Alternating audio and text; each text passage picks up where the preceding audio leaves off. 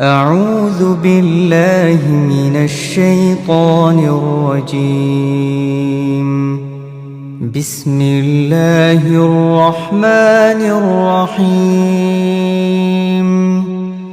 ألف لام را، تلك آيات الكتاب المبين. إنا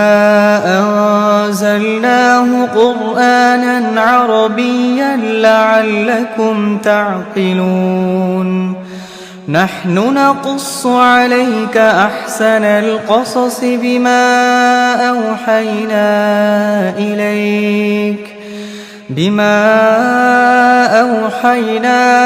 إليك هذا القرآن، وإن كنت من قبله لمن الغافلين.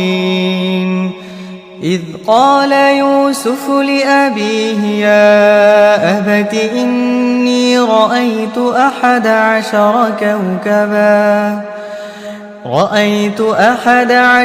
كوكبا والشمس والقمر رأيتهم لي ساجدين. قال يا بني لا تقصص رؤياك على إخوتك فيكيدوا لك كيدا، إن الشيطان للإنسان عدو مبين. وكذلك يجتبيك ربك ويعلمك من تأويل الأحاديث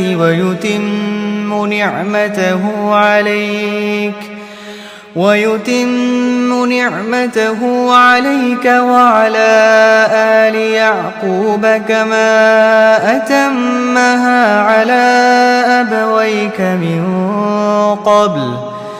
من قبل إبراهيم وإسحاق، إن ربك عليم حكيم. لقد كان في يوسف وإخوته آيات للسائلين، إذ قالوا ليوسف وأخوه أحب إلى أبينا منا ونحن عصبة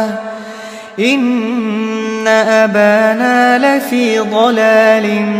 مبين. اقتلوا يوسف أو اطرحوه أرضا يخل لكم وجه أبيكم وتكونوا من بعده قوما صالحين. قال قائل منهم لا تقتلوا يوسف وألقوه في غيابة الجب يلتقطه بعد السيارة إن كنتم فاعلين. قالوا يا أبانا ما لك لا تأمنا على يوسف وإنا له لناصحون. أرسله معنا غدا يرتع ويلعب وإنا له لحافظون. قال إني ليحزنني أن تذهبوا به وأخاف أن يأكله الذئب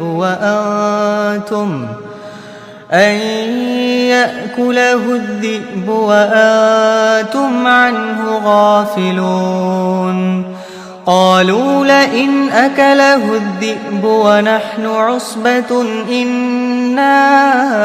إذا لخاسرون. فلما ذهبوا به وأجمعوا أن يجعلوه في غيابة الجب وأوحينا إليه لتنبئنهم بأمرهم هذا وهم لا يشعرون. وجاءوا أباهم عشاء يبكون. قالوا يا أبانا إنا ذهبنا نستبق وتركنا يوسف عند متاعنا فأكله الذئب وما أنت بمؤمن لنا ولو كنا صادقين وجاءوا على قميصه بدم كذب قال بل سولت لكم أنفسكم أمرا فصبر جميل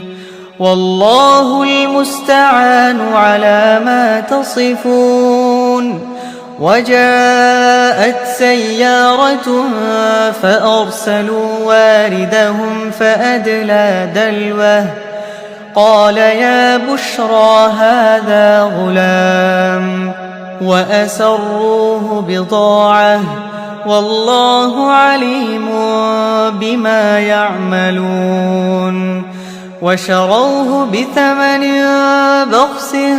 دراهم معدودة وكانوا فيه من الزاهدين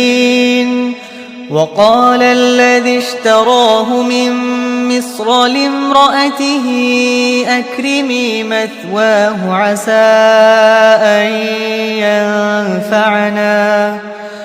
أن ينفعنا أو نتخذه ولدا وكذلك مكنا ليوسف في الأرض ولنعلمه من تأويل الأحاديث والله غالب على أمره ولكن أكثر الناس لا يعلمون ولما بلغ أشده آتيناه حكما وعلما وكذلك نجزي المحسنين وراودته التي هو في بيتها عن نفسه وغلقت الأبواب وقالت هيت لك قال معاذ الله إنه ربي أحسن مثواي إنه لا يفلح الظالمون ولقد همت به وهم بها لولا أن رأى برهان ربه كذلك لنصرف عنه السوء والفحشاء إنه من عبادنا المخلصين واستبق الباب وقدت قميصه من دبر وألف يا سيدها لدى الباب قالت ما جزاء من أراد بأهلك سوءا إلا أن يسجن أو عذاب أليم قال هي راودتني عن نفسي وشهد شاهد من أهلها إن كان قميصه قد من قبل فصدقت وهو من الكاذبين وإن كان قميصه قد من دبر فكذبت وهو من الصادقين فلما رأى قميصه قد من دبر قال إنه من كيدكن إن كيدكن عظيم يوسف أعرض عن هذا واستغفري لذنبك إنك كنت من الخاطئين وقال نسوة في المدينة امرأة العزيز تراود فتاها عن نفسه قد شغفها حبا إنا لنراها في ضلال مبين فلما سمعت بمكرهن أرسلت إليهن وأعتدت لهن متكأ وآتت كل واحدة منهن سكينا وقالت اخرج عليهن. فلما رأينه أكبرنه وقطعن أيديهن وقلن حاش لله ما هذا بشرا إن هذا إلا ملك كريم. قالت فذلكن الذي لمتنني فيه ولقد راودته عن نفسه فاستعصم ولئن لم يفعل ما آمره ليسجنن وليكونن من الصاغرين. قال رب السجن أحب إلي مما يدعونني إليه وإلا تصرف عني كيدهن أصب إليهن وأكن من الجاهلين. فاستجاب له ربه فصرف عنه كيدهن إنه هو السميع العليم. ثم بدا لهم من بعد ما رأوا الآيات ليسجننه حتى حين. ودخل معه السجن فتيان قال أحدهما إني أراني أعصر خمرا وقال الآخر إني أراني أحمل فوق رأسي خبزا تأكل الطير منه نبئنا بتأويله إنا نراك من المحسنين. قال لا يأتيكما طعام ترزقانه إلا نبأتكما بتأويله قبل أن يأتيكما ذلكما مما علمني ربي إني تركت ملة قوم لا يؤمنون بالله وهم بالآخرة هم كافرون. واتبعت ملة آبائي إبراهيم وإسحاق ويعقوب ما كان لنا أن نشرك بالله من شيء ذلك من فضل الله علينا وعلى الناس ولكن أكثر الناس لا يشكرون. يا صاحبي السجن أأرباب متفرقون خير أم الله الواحد القهار. ما تعبدون من دونه إلا أسماء سميتموها أنتم وآباؤكم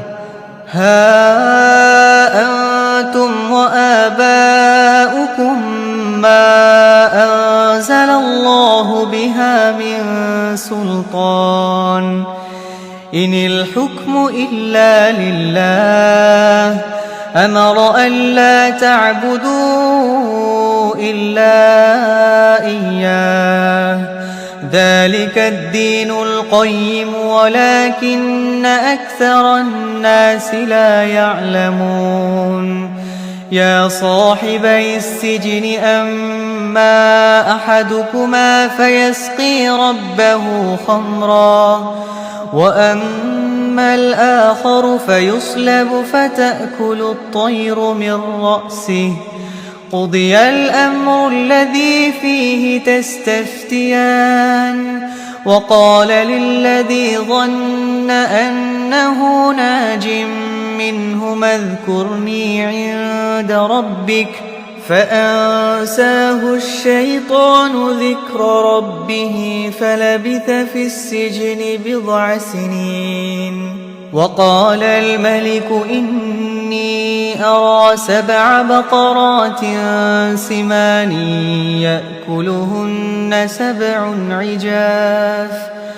7 عجاف و7 سنبلات خضر وأخر يابسات. يا أيها الملأ أفتوني في رؤياي إن كنتم للرؤيا تعبرون.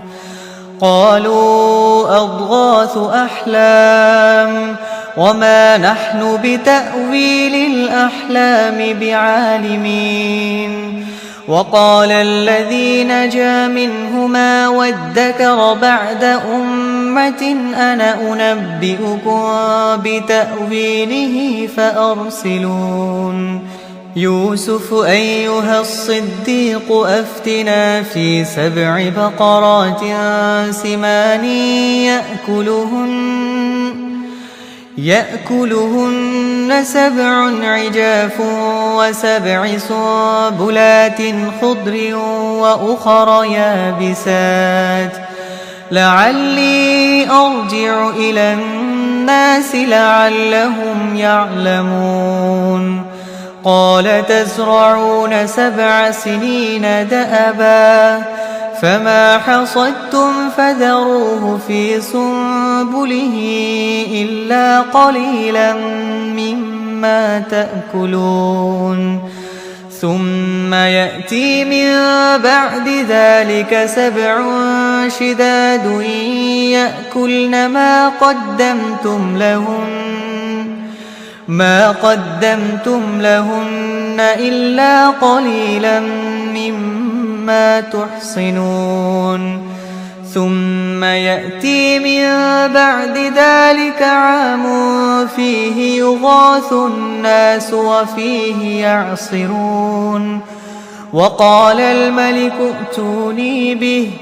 فلما جاءه الرسول قال ارجع إلى ربك فاسأله ما بال النسوة اللاتي قطعن أيديهن إن ربي بكيدهن عليم. قال ما خطبكن إذ راودتن يوسف عن نفسه قلنا حاش لله ما علمنا عليه من سوء. قالت امرأة العزيز الآن حصحص الحق أنا راودته عن نفسه وإنه لمن الصادقين. ذلك ليعلم أني لم أخنه بالغيب وأن الله لا يهدي كيد الخائنين. وما أبرئ نفسي إن النفس لأمارة بالسوء إلا ما رحم ربي إن ربي غفور رحيم. وقال الملك ائتوني به أستخلصه لنفسي فلما كلمه قال إنك اليوم لدينا مكين أمين. قال اجعلني على خزائن الأرض إني حفيظ عليم. وكذلك مكنا ليوسف في الأرض يتبوأ منها حيث يشاء نصيب برحمتنا من نشاء ولا نضيع أجر المحسنين. ولأجر الآخرة خير للذين آمنوا وكانوا يتقون. وجاء إخوة يوسف فدخلوا عليه فعرفهم وهم له منكرون. ولما جهزهم بجهازهم قال ائتوني بأخ لكم من أبيكم ألا ترون أني أوفي الكيل وأنا خير المنزلين فإن لم تأتوني به فلا كيل لكم عندي ولا تقربون قالوا سنراود عنه أباه وإنا لفاعلون وقال لفتيانه اجعلوا بضاعتهم في رحالهم لعلهم يعرفونها إذا انقلبوا إلى أهلهم لعلهم يرجعون فلما رجعوا إلى أبيهم قالوا يا أبانا منع منا الكيل فأرسل معنا أخانا نكتل وإنا له لحافظون قال هل آمنكم عليه إلا كما أمنتكم على أخيه من قبل فالله خير حافظا وهو أرحم الراحمين ولما فتحوا متاعهم وجدوا بضاعتهم ردت إليهم قالوا يا أبانا ما نبغي هذه بضاعتنا ردت إلينا ونمير أهلنا ونحفظ أخانا ونزداد كيل بعير ذلك كيل يسير قال لن أرسله معكم حتى تؤتون موثقا من الله لتأتونني به إلا أن يحاط بكم فلما آتوه موثقهم قال الله على ما نقول وكيل وقال يا بني لا تدخلوا من باب واحد وادخلوا من أبواب متفرقة وما أغني عنكم من الله من شيء إن الحكم إلا لله عليه توكلت وعليه فليتوكل المتوكلون ولما دخلوا من حيث أمرهم أبوهم ما كان يغني عنهم من الله من شيء إلا حاجة في نفس يعقوب قضاها وإنه لذو علم لما علمناه ولكن أكثر الناس لا يعلمون ولما دخلوا على يوسف آوى إليه أخاه قال إني أنا أخوك فلا تبتئس بما كانوا يعملون فلما جهزهم بجهازهم جعل السقاية في رحل أخيه ثم أذن مؤذن أيتها العير إنكم لسارقون قالوا وأقبلوا عليهم ماذا تفقدون قالوا نفقد صواع الملك ولما جاء به حمل بعير وأنا به زعيم قالوا تالله لقد علمتم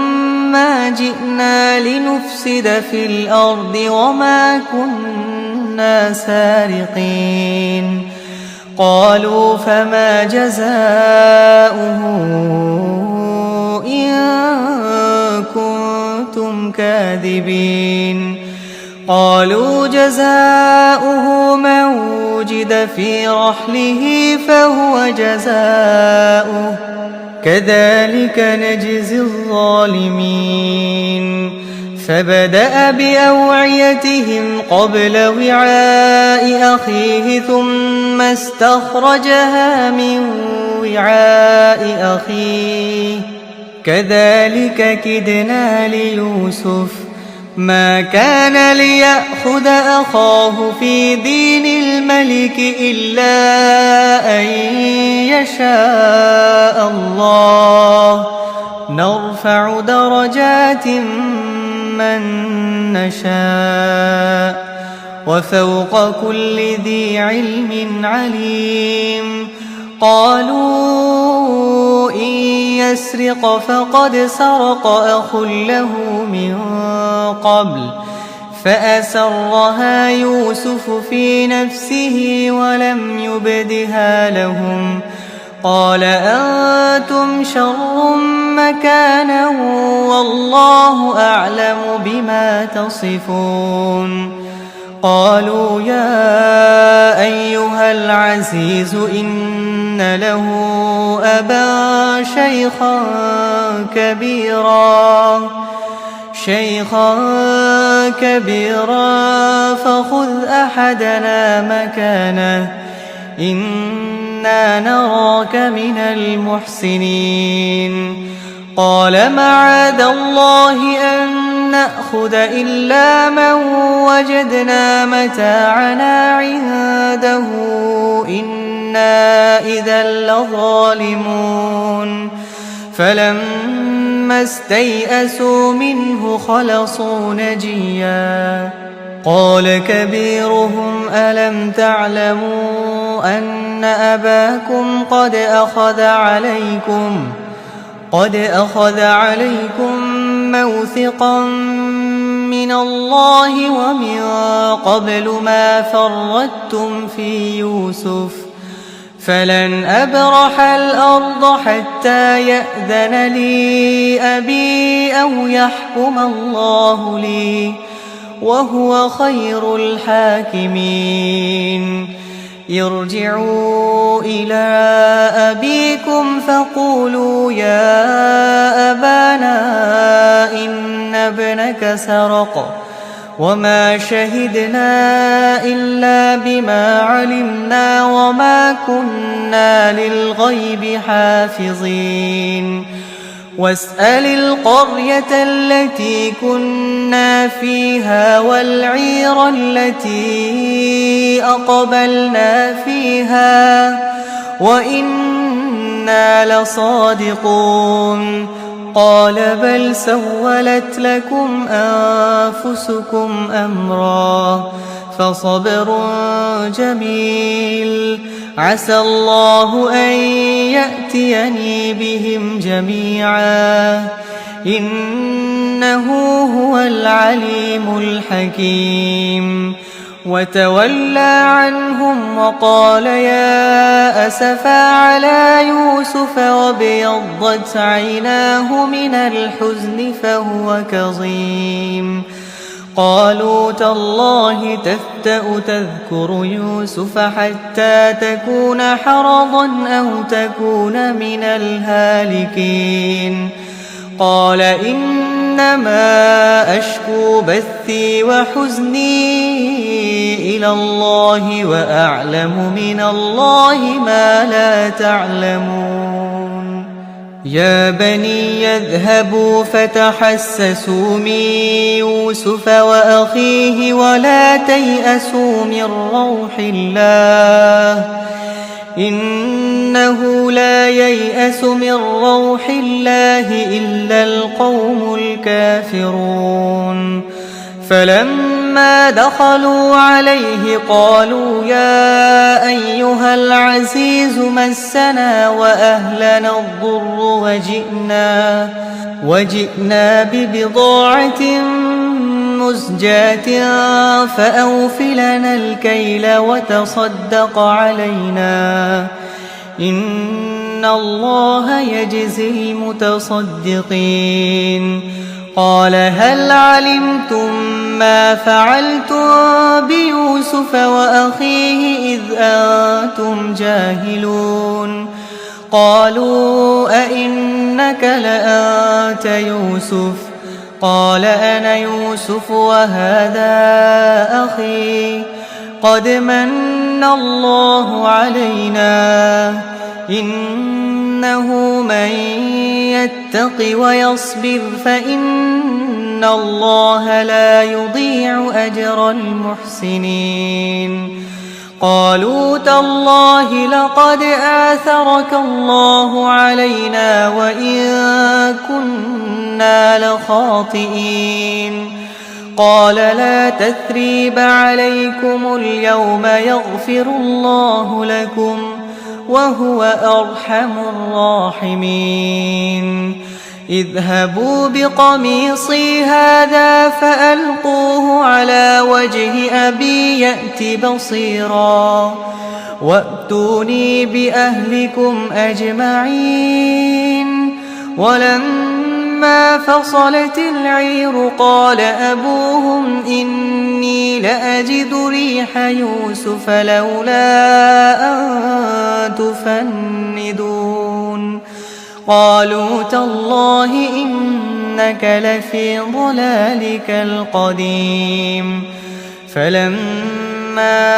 أن جاء البشير ألقاه على وجهه فارتد بصيرا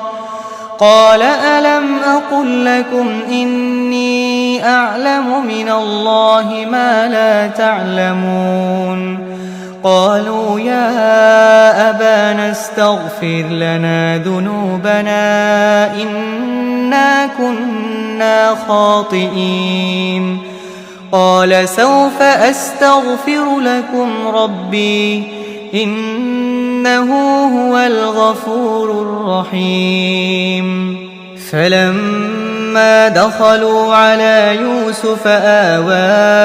إليه أبويه وقال ادخلوا مصر إن شاء الله آمنين ورفع أبويه على العرش وخروا له سجدا وقال يا أبت هذا تأويل رؤياي من قبل قد جعلها ربي حقا وقد أحسن بي إذ أخرجني من السجن وجاء بكم من البدو من بعد أن نزغ الشيطان بيني وبين إخوتي إن ربي لطيف لما يشاء إنه هو العليم الحكيم رب قد آتيتني من الملك وعلمتني من تأويل الأحاديث فاطر السماوات والأرض أنت ولي في الدنيا والآخرة توفني مسلما وألحقني بالصالحين ذلك من أنباء الغيب نوحيه إليك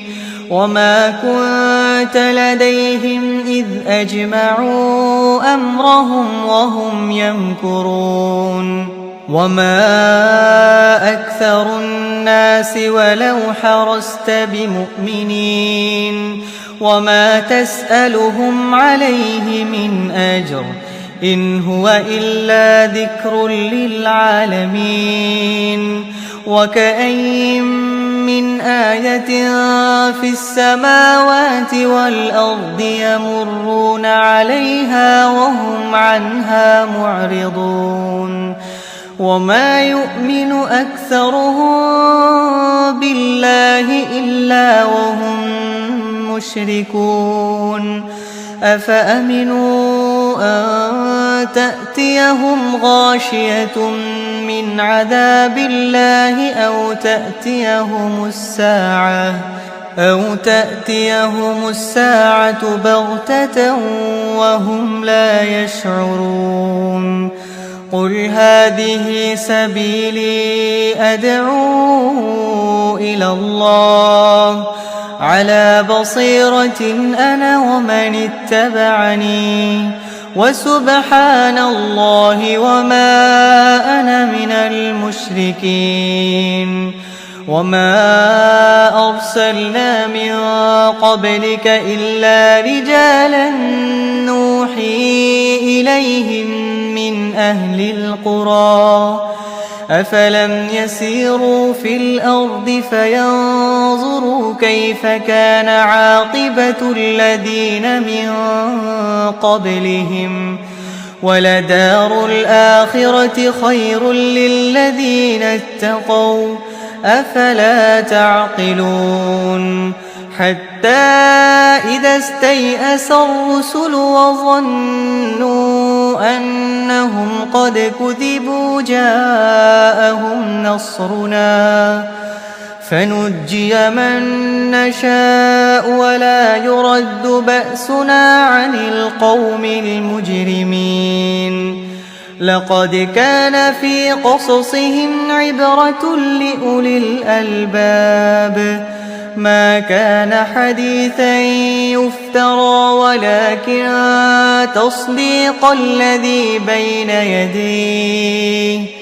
ولكن تصديق الذي بين يديه وتفصيل كل شيء وهدى ورحمة لقوم يؤمنون